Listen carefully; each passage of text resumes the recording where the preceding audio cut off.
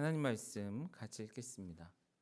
구약 성경 출애굽기 20장 4절에서 6절까지의 말씀입니다. 구약 성경 출애굽기 20장 4절에서 6절입니다. 함께 읽겠습니다. 너를 위하여 새긴 우상을 만들지 말고 또 위로 하늘에 있는 것이나 아래로 땅에 있는 것이나 땅 아래 물속에 있는 것에 어떤 형상도 만들지 말며 그것들에게 절하지 말며 그것들을 섬기지 말라.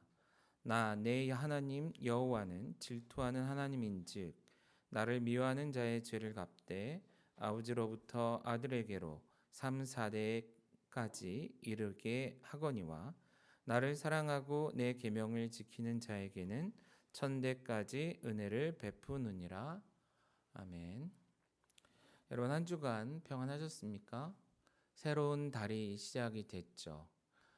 11월이 시작이 됐고 이제 위드 코로나 시대가 한 걸음씩 진행되고 있는데 물론 삶의 변화들이 조금씩 찾아오고 있지만 아직은 그렇게 크게 느껴지지는 않는 것 같은 그런 생각이 듭니다. 11월을 시작하면서 2021년이 얼마 남지 않았다라는 사실에 다시 한번 서글퍼지죠. 저 역시도 40대의 마지막 시기들을 보내고 있는 이 시점에 한 살 한 살 먹어가는 것이 서글프고 서럽고 또 어떤 면에서 나이 값은 하고 살아가고 있나 이런 고민도 되고 걱정도 되는데 여러분 또 한 해가 지는 이 시점에 여러분들은 어떤 생각들을 하고 있는지 궁금합니다. 추수감사주일도 얼마 남지 않았죠. 한 해를 돌아보며 하나님께서 우리에게 허락하신 놀라운 은혜들을 고백하고 감사하는 마음으로 그 앞에 나아가야 되는데 우리 단지 우리 손에 들려있는 어떤 물질적인 외적인 이런 성취들만 가지고 하나님께 나아가려고 한다면 사실은 어떤 사람들은 많이 좌절하기도 하고 속상할 수도 있을 겁니다. 그러나 또한 이 한 해를 마무리하는 이 시점에 우리에게 이러한 시간들을 주시고 또한 눈에 보이든 보이지 않든 많은 것으로 허락해 주신 하나님께 감사하는 우리의 삶이 되면 좋겠다 이런 생각이 들고요. 그런 감사의 마음과 기대하는 마음을 담아서 하나님 앞에 더욱더 세워지는 이 시간, 이 예배가 되어지기를 간절히 바라봅니다. 우리가 지난주부터 계속해서 보고 있는 말씀은 십계명이죠. 하나님께서 모세를 통해 이스라엘 백성에게 주신 10가지의 계명 뿐만 아니라 그 외에도 여러 가지 많은 계명들이 있는데 그중에 가장 대표적인 계명 십계명입니다. 이 십계명을 우리가 함께 나누는 이유는 여러 번 말씀을 드렸습니다.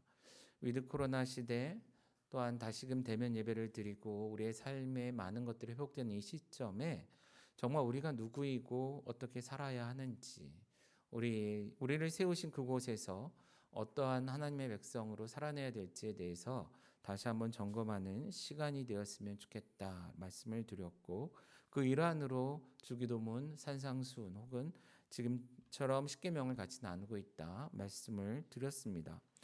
사실 십계명은 더더욱이나 그러한 목적, 그러한 이유를 가진 사람들에게 중요한 말씀이 아닌가 그런 생각이 듭니다. 왜 그러냐면 그 십계명을 주실 때 그 배경을 놓고 보면 더욱더 그렇게 생각이 된다라는 것이죠. 잘 아시겠지만 십계명은 출애굽하여 애굽으로부터 떠나 나온 이스라엘 그리고 홍해를 건너고 하나님의 은혜로 그리고 광야길을 걸어서 한참 만에 시내산 곧 시내 광야에 도착한 이스라엘에게 주신 말씀 계명들입니다. 앞에 있는 상황들은 급박하게 진행이 됐죠. 사실은 나갈 수 있을지 없을지도 모르던 그들 그러나 갑자기 떠나라는 이 명령을 듣고 움직이게 된 그들 홍해에 다다랐을 때는 죽겠구나 싶었지만 또한 놀라운 기적 가운데 홍해를 건너고 광야의 길을 걸어오면서도 끊임없이 두려워할 수밖에 없었던 애굽에 대한 두려움, 이방 민족들에 대한 이런 두려움들 속에서 쫓기는 마음으로 올 수밖에 없었다라는 거예요. 그런데 하나님의 은혜로 시내 광야에 이르렀고 그제서야 조금 쉴 수 있는 마음의 여유를 가질 수 있는 물론 하나님께서는 이유가 있어서 시내산으로 그들을 인도하셨습니다. 굳이 먼 길로 돌아 그들로 하여금 이곳에 이르게 하셨는데 결국 그들이 가장 급박했던 시기를 지내고 하나님 앞에서 조금의 쉼을 누릴 때 정신이라는 것을 조금 차리고자 했을 그때에 하나님께서 가장 먼저 하신 일, 하나님께서 가장 먼저 주신 말씀이 십계명이다라는 것입니다. 그만큼 시급하고 중요한 가르침이며 명령, 계명이었다라는 것이고 그것이 어떤 면에서는 하나님에게도 중요하지만 이스라엘을 위해서 곧 출애굽하여 하나님의 약속하신 땅으로 나아갈 이스라엘, 아브라함의 자손으로서 인류를 대표하는 나라로 민족으로 세워져 가야 될 이스라엘에게 있어서 가장 시급하고도 중요하게 주어진 특별히 새로운 삶을 기대하는 그들에게 가장 중요하게 주어진 말씀이었다라는 것을 우리가 생각해 보면 더더욱 그것이 얼마나 중요한지 생각해 볼 수 있다라는 것이죠. 실제 하나님께서 모세를 통해서 이 십계명과 율법들을 주실 때 이스라엘이 했던 행동들을 보면 이것이 얼마나 중요하고 급했던지를 또 한번 생각해 볼 수 있습니다. 불과 그렇게 오래된 시간, 물론 그것을 기다리는 사람들의 입장에서는 길게 느껴질 수 있었겠지만 전체 시간들을 놓고 본다면 그렇게 길지 않은 시간들임에도 불구하고 그들은 하나님께서 십계명을 통해 인류에게 주신 큰 계명들 중에 최소한 1계명에서 4계명까지를 그 짧은 시간 동안에 범하고 있는 것을 우리가 또한 볼 수 있죠. 잘 아시는 것처럼 아론을 앞세워서 금송아지를 만들고 또 여호와의 절일의 중요한 날에 그들이 그 앞에서 우상을 애굽의 신들을 섬기듯 뛰놀며 하나님 앞에 범죄했던 것 그것을 통해서 하나님의 마음을 근심하도록 하고 더 나아가 하나님의 진노의 대상이 되는 그런 이스라엘의 모습을 볼 수 있습니다. 그렇기 때문에 하나님께서 십계명을 주신 이 행위는 굉장히 중요하죠. 은혜로 우리에게 주신 그들에게 주신 그런 계명이었다라는 것이에요. 그들의 생명과 존뼈를 생존을 위협하는 그런 위험으로부터 범죄로부터 그들을 예방하고 더 나아가 하나님과의 바른 관계를 형성하고 그래서 하나님이 그들에게 그토록 원하셨던 그리고 우리에게 그토록 원하시는 나는 너희 하나님이 되고 너희는 나의 백성이 되리라 하신 이 말씀을 이루기 위해 그들에게 주신 그 계명 그 말씀이다라는 것입니다. 이 시점에 우리 역시도 이것을 간절히 바랄 것입니다. 이런 급변하는 세상 속에서 또한 무엇 하나 예측할 수 없는 이 시대 속에서 우리는 여전히 우리가 어디에 있든지 어떤 일을 하든지 하나님의 백성으로 살아가기를 기대하고 하나님께서 우리의 하나님 되시길 기대하고 있는데 만약에 우리가 그런 마음으로 하루하루 살기를 원한다면 하나님이 우리에게 주신 십계명, 그 계명, 율법들을 더욱더 중요히 여기고 관심을 갖고 바라볼 수 있었으면 좋겠다라는 것이죠. 자, 이런 바람, 이런 기대감을 가지고 우리가 지난주에는 1계명을 같이 나눴습니다. 잘 기억하시죠? 뭐죠? 너는 나 외에는 다른 신들을 내게 두지 말라 하신 그 1계명. 그 말씀 잠깐 복습해 봤으면 좋겠는데요. 그 말씀을 통해서 우리에게 주시고자 하셨던 첫 번째 메시지는 뭐였죠?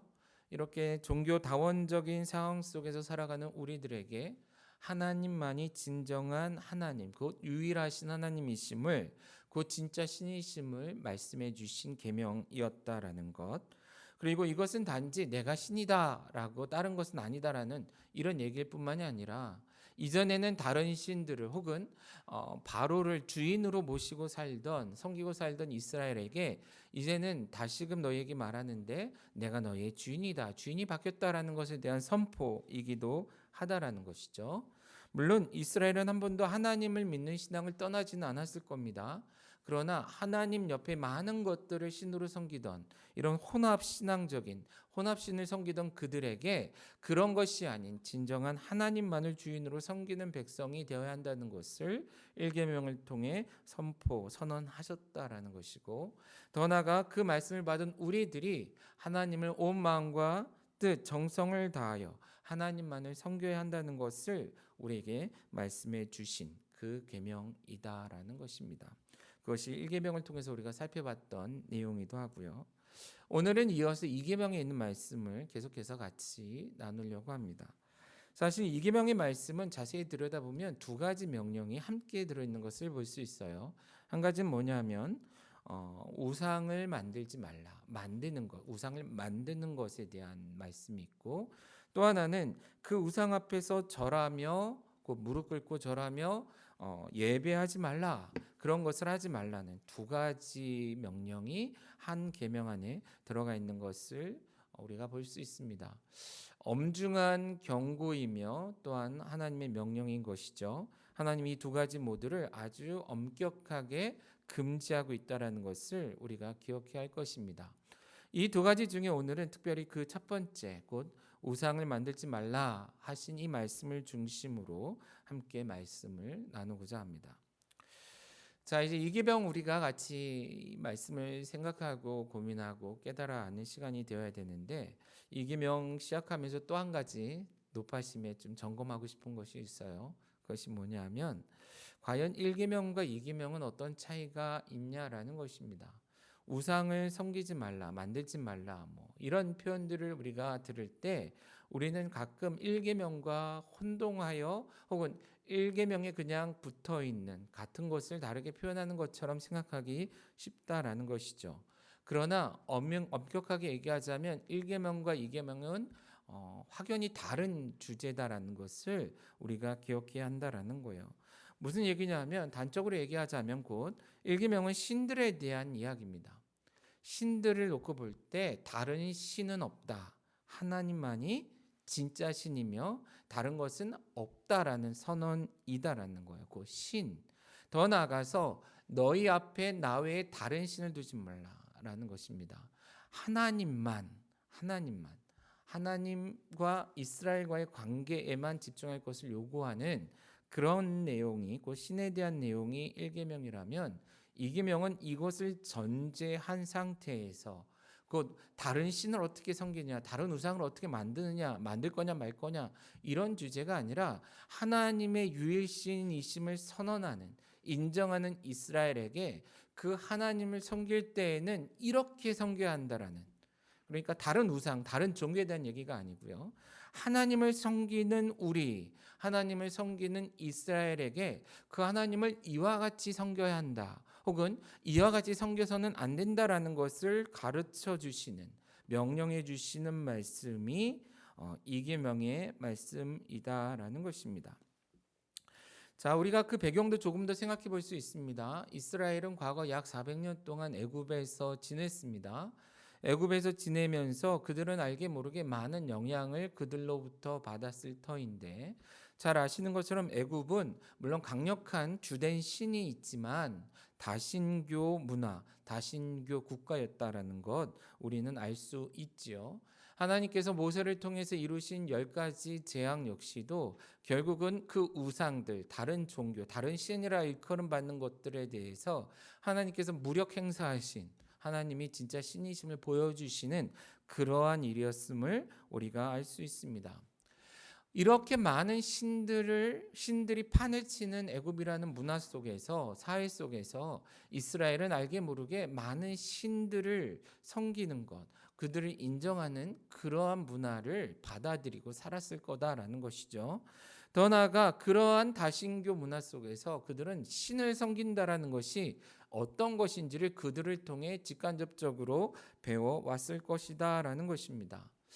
조금 전에도 언급했던 것처럼 아론을 통해 금송아지를 만들었을 때 그들이 또한 그것을 만들고 절이리라 말하는 그 날, 특정한 날에 모여서 그 앞에서 뛰노는 모습은 결코 하나님께서 그의 백성들에게 기대하시는 그러한 신앙의 모습은 아니었다라는 것이죠. 그들은 과거 애굽에 있을 때에 애굽의 여러 신들을 섬기던 그 신들을 모신다 하는 사람들이 하는 방식으로 금송아지 앞에서 뛰놀았다라는 것이에요. 이미 그들은 물들어 있었다라는 것이죠. 잘못된 신앙, 잘못된 그런 종교 문화에 영향을 받고 있었다라는 거예요. 이 계명을 통해서 하나님께서 관심을 두신 것은 그것인 것입니다. 1, 2계명을 통해서 다른 신은 없다 뿐만 아니라 너희가 그동안 보고 경험하고 영향받았던 많은 종교적인 영향들을 이제는 벗어나야 한다라는 것에 대한 강한 말씀이다라는 것을 우리가 기억해 보자라는 것입니다. 아주 따끈따끈한 뉴스인데요. 저희 교회 청년 한 명이 군대 입대하려 했었습니다. 그런데 바로 그 전날 신체검사 재검 통지를 받고 입대를 연기했습니다. 이제 보류했죠. 하여튼 이 일을 앞두고 여러 가지 군대에 관련된 얘기들을 하는 기회들이 있었어요. 그래서 저 역시도 아주 오래전 거의 한 30년 가까이 돼가는 추억들을 소환해서 이야기를 나누던 그런 시간들이 있었습니다.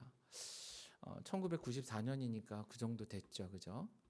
근데 그때 군대 입대했을 때 훈련소 생각이 갑자기 떠오르더라고요. 말씀을 묵상하는데 처음에 그 입대를 하고 보충대에 가고 또한 자대가 있는 그 사단 훈련소에 입대했을 때 초반에 가장 많이 들었던 얘기가 뭐냐면 이런 얘기였던 것 같아요. 너희는 더 이상 민간인이 아니다. 너희는 이제 군인이다. 그러므로 과거의 모든 것을 잊어라. 이전에 있었던 경험들이든 생각 다 잊어버리고 이제는 군인으로 새롭게 태어나라. 이렇게 얘기하는 거예요. 그래서 군대 입대하자마자 제일 먼저 했던 게 뭐냐면 제가 입고 있던 옷을 벗고 몸에 걸치고 있던 모든 것을 다 걷어갑니다. 물론 우편을 통해 집에 보냈던 걸로 기억해요. 그리고 머리부터 발끝까지 군대에서 제공해주는 모든 것들로 완전히 바꾸죠. 예. 뿐만 아니라 말투부터 행동 하나하나까지 걷고 행동하는 모든 것까지 완전히 새롭게 해요. 이것을 제대로 따르지 않으면 그때는 욕도 많이 했던 것 같고 알게 모르게 구타도 있었던 시기였기 때문에 많은 제재를 받았던 그리고 그것을 통해서 결국 짧은 시간 안에 군인스러운 모습을 찾아갔던 그런 때가 기억이 났다라는 거예요. 지금 이스라엘에게 필요한 시간, 필요한 일이 이와 같았다라는 것입니다.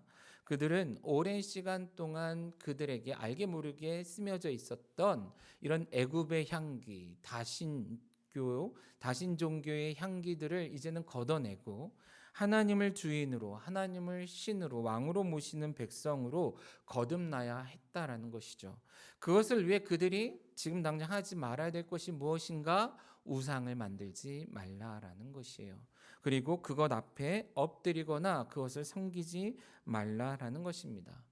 사실 이것을 금하신 데에는 여러 가지 이유가 있을 것입니다. 가장 근본적인 이유는요. 인간은 본능적으로 그들의 신, 그들이 믿는, 그들이 원하는 어떤 종교의 대상, 신적인 대상들을 가시화하고 형상화하고 싶어하는 욕망이 있기 때문이다라는 것이죠. 앞에서도 몇 번 언급한 적이 있는데요. 하나님께서는 인간을 창조하실 때 그 안에 종교의 씨앗이라 불리우는 것을 주셨다. 물론 어떤 신학자가 한 얘기입니다. 어쨌든 종교성을 가지고 태어났다라는 거예요. 창조되었다라는 것이죠. 이것이 타락하기 전에는 당연히 그래서 하나님을 섬겼습니다. 하나님을 예배했고 그것에 대해서 거부감이 없었던 것이죠. 그러나 인간이 타락함을 통해서 죄가 우리의 모든 것들을 변화시킬 때에 이 종교성마저도 영향을 받아 타락하고 왜곡됐다라는 거예요. 이 왜곡된 종교성은 끊임없이 우리 스스로가 컨트롤할 수 있는, 통제할 수 있는, 만질 수 있고 경험할 수 있는 신적인 대상들을 그려내고 그것을 형상화시키고자 몸부림쳤다라는 것이죠. 앞에서도 얘기했던 애굽의 많은 신들은 그렇게 형상화된 신들이었다라는 거예요. 그러한 신들을 형상화하는 것이 그들의 본능인데 이런 것들에 대해서 하나님은 더 이상 그와 같은 방식으로 나를 섬기지 말라라는 것입니다. 이런 신적인 미신적인 조형물들을 가지고 하나님이라 이야기하지 말고 하나님을 섬긴다 하며 내 앞에 나오지 말라라는 것이에요. 그것은 하나님이 기대하시는 그런 모습이 아니기 때문이다라는 것입니다. 다시요. 우리가 이 이계명을 그냥 듣게 되면 자꾸 우리의 어렸을 때 경험들 혹은 우리의 삶의 경험들을 떠올리게 된다라는 거예요. 다른 종교들이 가지고 있는 신상 그 종교를 갖지 말라 이런 뜻이 아니라는 것이고요.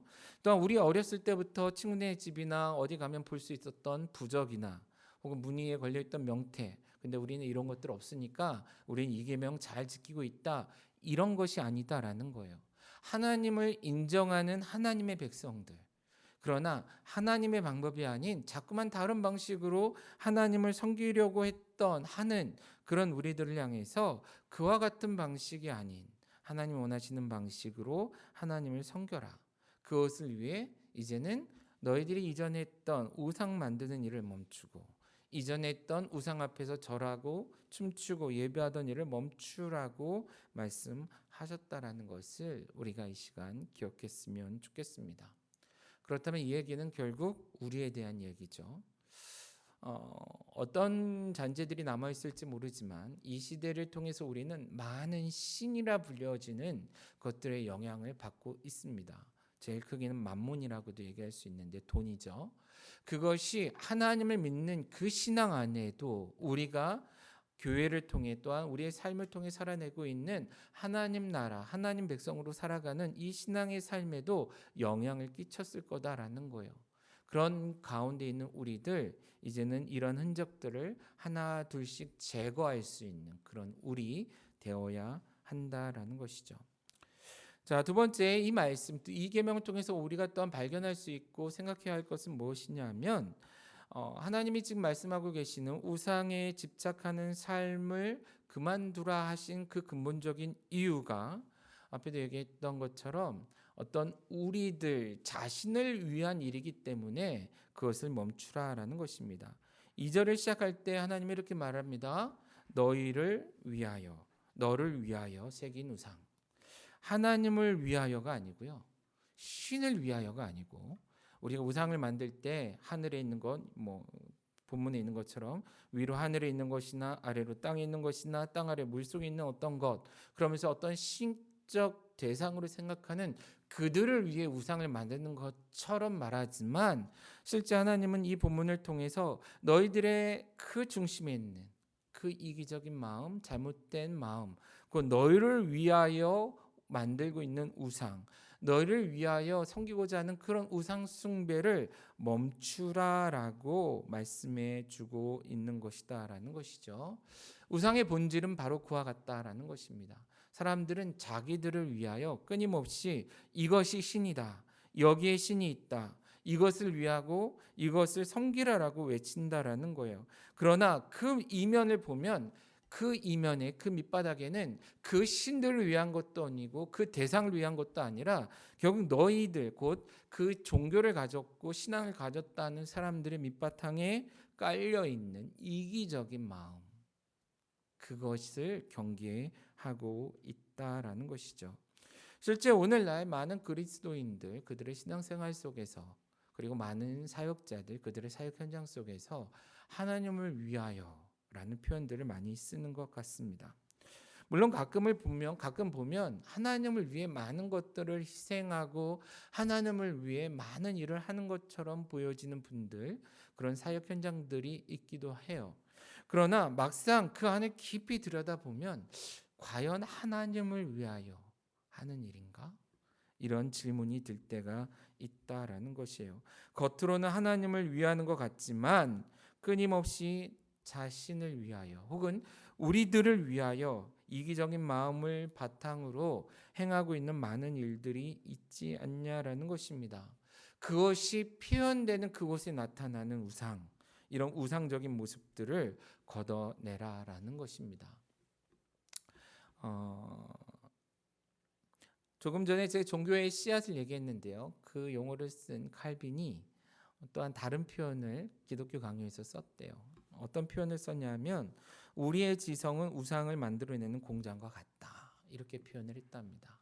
종교의 씨앗이 자라서 우리는 끊임없이 신적인 대상에 대해 궁금해하고 그것을 무엇으론가 만들고 싶어 하는데 마치 우리의 지성은, 우리의 상상력은 마치 공장과 같이 새로운 것들을 계속해서 찍어내고 만들어내는 능력이 탁월하다라는 것이죠. 실제 많은 영화들, 책들, 이야기들을 보면 정말 상상도 할 수 없이 많은 영적인 존재들을 그려내고 있는 것을 볼 수 있어요.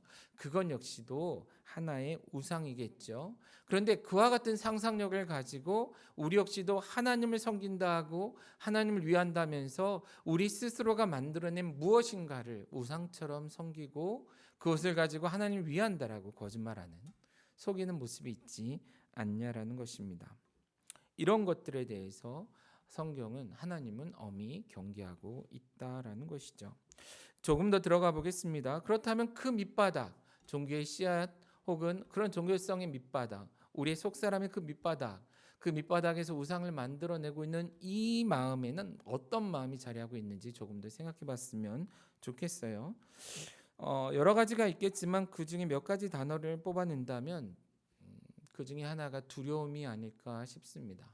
하늘에 있는 무엇, 땅에 있는 무엇, 물속에 있는 무엇, 우리가 그것을 가지고 신격화시키고 우상을 섬기지만 실제 그것을 통해 우리가 보장받고자 하는 것은 뭐예요? 우리의 두려움을 극복하고자 하는 마음, 그런 바람들이 그것에 투영되고 있지 않냐라는 것이에요. 자연을 살아가는 가운데 낮에 나를 지켜줄 태양, 밤에 나를 지켜줄 달, 왜 그렇죠? 무서우니까, 두려우니까. 혹은 다른 용어도 있겠네요. 욕망. 우리 안에 욕망이 있죠. 남들보다 더 많이 갖고 싶어요. 더 높은 곳에 올라가고 싶죠. 더 인정받는 삶을 기대해요. 이것을 보장해 줄 수 있는 무엇으로서의 그 대상들. 그래서 그런 것들을 형상화시켜서 신으로 섬기는 것인지도 모르겠습니다. 실제 바알, 소죠. 소를 바탕으로 만들어진 신이고요. 그리고 지금 본문의 배경 속에 일어나고 있는 이스라엘 사람들의 그러한 잘못된 모습들 속에 송아지 모양의 금으로 만든 송아지를 신으로 만드는데 이 송아지는 그 당시에 힘을 상징하는 동물이었다고 그래요. 결국은 이 강한 힘을 가진 신적인 무엇 만들어서 이것을 통해 보호받고 싶어하는, 두려움을 이기고자 하는 것, 더 나아가 본인들이 얻고자 하는 것, 누리고자 하는 것을 얻고 누리고 싶어하는 이런 욕망, 그것을 통해 우상을 만들어낸다라는 것이죠. 때로는 우리의 간절한 바램들, 보통 우상들은 두 가지 종류가 있다고 합니다. 하나는 평화, 사랑, 이게 뭐죠? 이렇게 부드럽고 나를 사랑해 주는 그런 신, 자애로운 신. 또 한 종류는 무자비한 복수의 권력의 이런 신.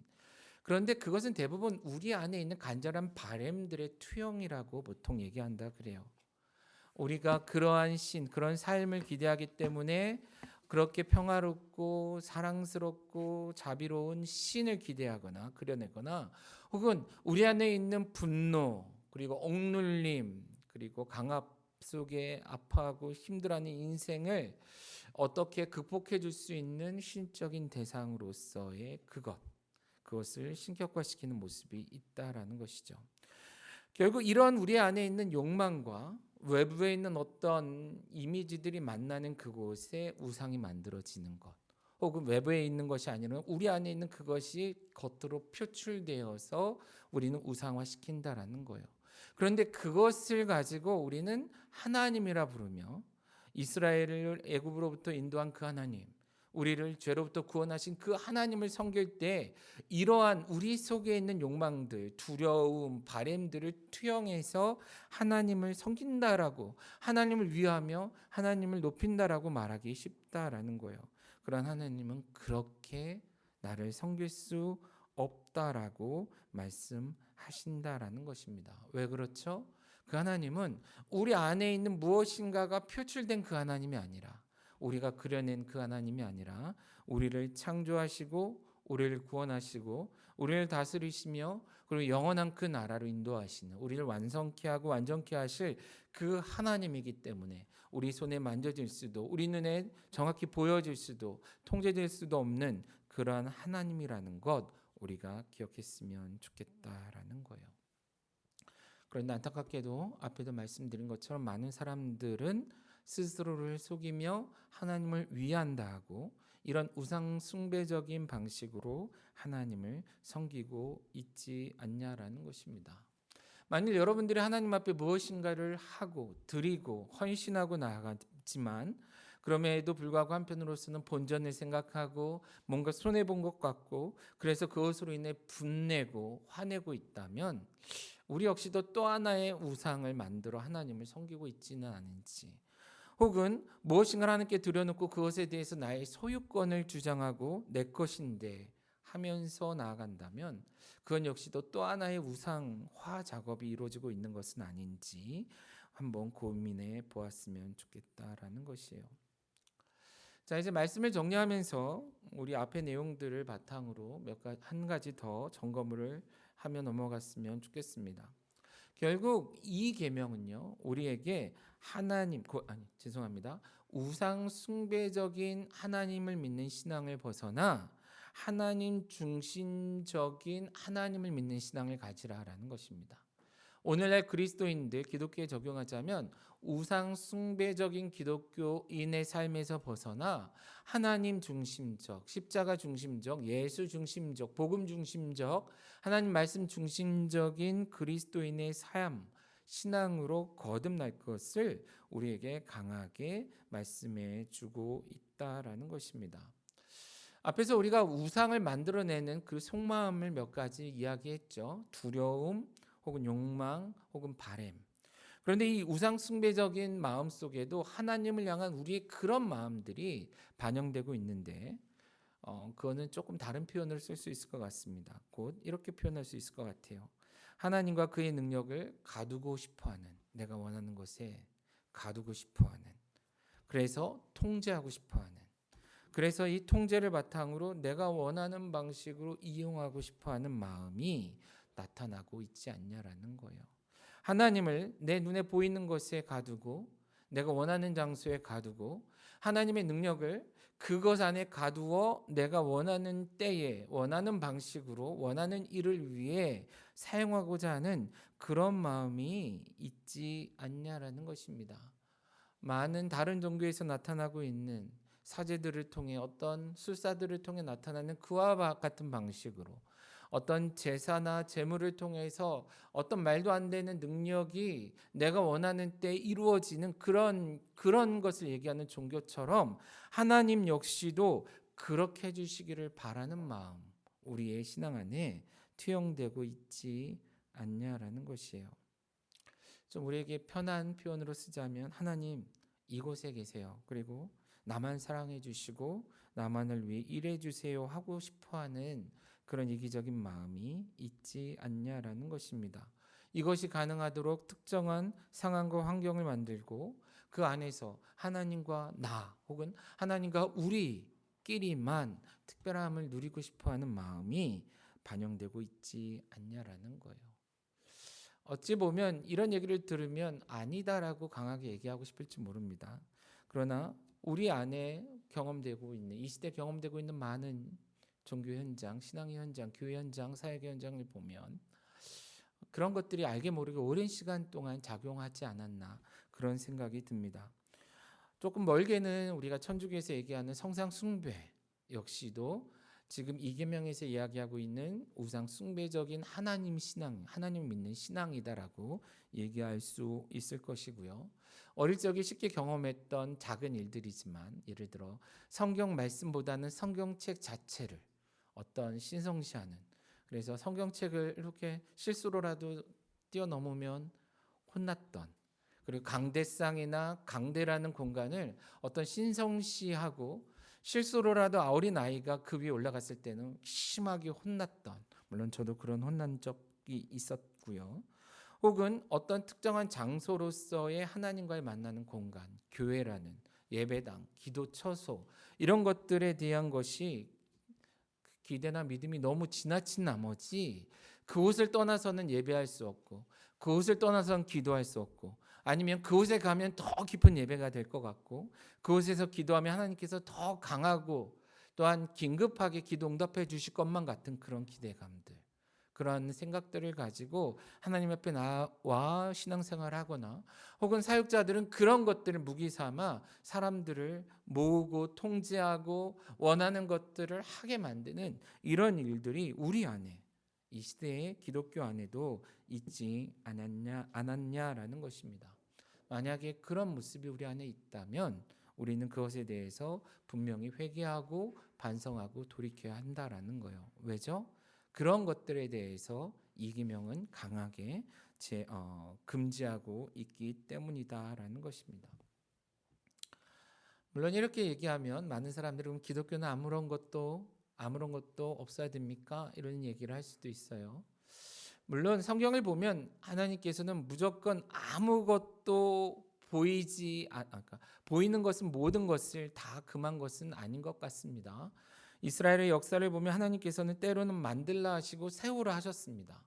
그런데 이 이계명과 어떤 것이 틀리냐 하면 이계명은 그것을 통해 이 우상 숭배적인 신앙을 통해 하나님을 통제하려는 그런 마음이었다면 하나님께서 세우라 만들라 하신 것들은요. 그것을 상징하고 기념하며 그것을 통해 하나님을 더 잘 믿는 신앙으로 요청하고 있다라는 거예요. 곧 그곳에 있으라 거기에 머물라가 아니라 그것을 볼 때마다 하나님을 기억하고 그것을 생각할 때마다 더욱더 하나님을 섬기는 하나님의 백성다운 삶을 살아가라고 요구했던 것이죠. 다니엘의 예가 그런 것이 아닌가 싶습니다. 성전을 떠날 수밖에 없었던 그들의 삶, 그러나 성전은 여전히 그들의 신앙의 중심이었죠. 성전을 떠났기 때문에 하나님을 예배할 수 없는 삶이 아니라 비록 성전을 볼 수 없지만 성전을 향하여 그쪽으로 난 창문을 열고 기도할 때에 그것을 통해 하나님이 계시고 하나님 함께 하시고 역사하실 것을 믿는 믿음으로 나아갔던 바벨론 땅이었음에도 불구하고 동일하게 성전에 있는 것처럼 하나님을 예배할 수 있었던 것처럼 오늘날 우리 역시도 그러한 신앙으로서의 회복이 있어야 되지 않냐라는 것입니다. 그러나 안타깝게도 많은 사람들 여전히 우리들이 원하는 무엇인가를 붙잡고 이것을 붙들고 기도하면 이것을 가지고 예배하면 그곳에 무엇을 예배한다면 하나님이 기뻐하신다, 즐거워하신다. 그곳에 올 수 없다면 그것을 갖지 못한다면 예배도 아니고 아무것도 아니다라고 얘기하는 이런 시대 속에서 우리는 다시 한번 우리의 신앙이 어떠한지 어떤 모습이 되어야 할지 점검해야 되지 않냐라는 것입니다. 우리는 힘든 시간들을 보냈습니다. 약 2년 가까운 시간, 2년은 채 되지 않지만 새로운 환경 속에서 우리가 과연 교회를 떠나 신앙의 공동체를 떠나 홀로 되었을 때에 어떠한 모습으로 신앙생활할 수 있을까? 사실 뚜껑 열어봤을 때 생각보다 처참했던 것이 우리의 모습인 것 같습니다. 이러한 변화되는 상황 속에서 사역자들, 목회자들은 어떻게 목회할 수 있을까? 그러나 생각보다 많은 곳에서 변명과 핑계가 많이 들려왔던 것이 사실인 것 같습니다. 알게 모르게 이것이 있으면 이런 것들이 있다면 우리는 하나님을 잘 섬길 수 있는데 그것이 없어서 못해 하는 이러한 모습, 이런 패배주의, 패배의식이 우리 안에 있지 않았나 그런 생각이 든다라는 것이죠. 그러나 이 시점에 우리는 다시금 십계명 앞에 서서 이런 모든 장치들과 이러한 눈에 보여지는 가시적인 그런 것들이 없을지라도 여전히 하나님만을 믿는 그러한 신앙, 하나님 중심의 신앙, 이것을 회복하고 나아가는 것, 그것을 붙들고 나아가는 것이 하나님의 뜻임을 우리가 기억했으면 좋겠습니다. 우리 건강한 교회는 이제 2주 후에 다시금 현장 예배로 복귀한다고 말씀을 드렸습니다.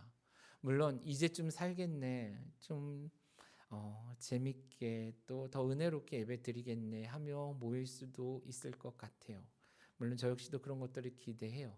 훨씬 더 편하게 안전한 기대하는 환경 속에서 예배할 수 있을 테니까.